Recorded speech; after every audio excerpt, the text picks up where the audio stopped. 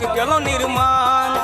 अस्त्र शास्त्र बना के बाबा देवता के केलो बलमान। अहाँ के महिमा बहुते महान यो बाबा विश्वकर्मा। अहाँ के महिमा बहुते महान यो बाबा विश्वकर्मा। द्वारका के अहीं बनेलो स्वर्ग के केलो निर्माण।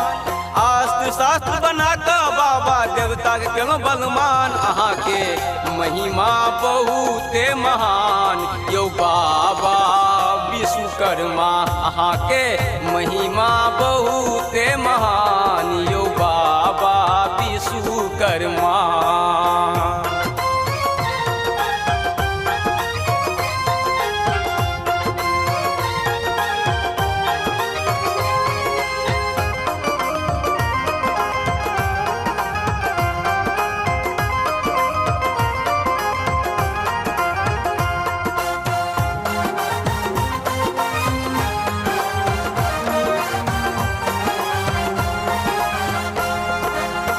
सतयुग हो या त्रेता युग हो, चाहे गली कालक कल युग हो, सब ठम आही के कृपाही।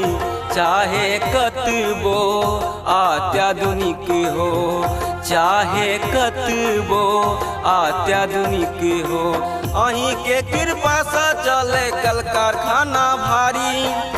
अहीं के दया से चले बड़का बड़का गाड़ी। अहाँ के पूजे सगरो जहान यो बाबा विश्वकर्मा। अहाँ के महिमा बहुते महान यो बाबा विश्वकर्मा।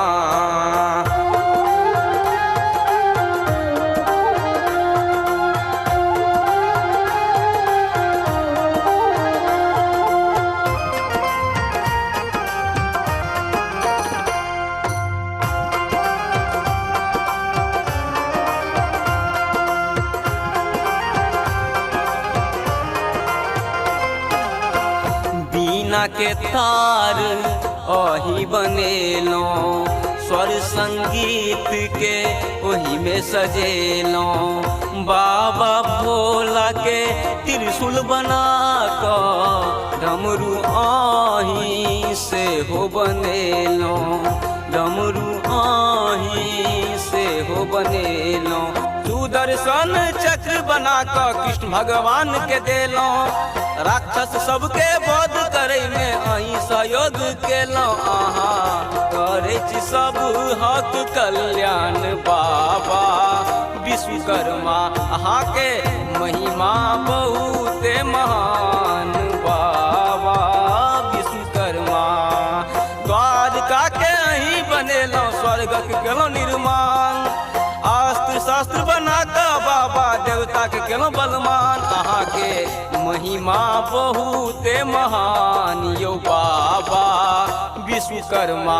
अहाँ के महिमा बहुते महान यो बाबा विश्वकर्मा।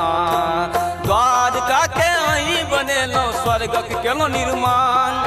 अस्त्र शास्त्र बना के बाबा देवता के केलो बलमान। अहाँ के महिमा बहुते महान यो बाबा विश्वकर्मा। अहाँ के महिमा बहुते महान।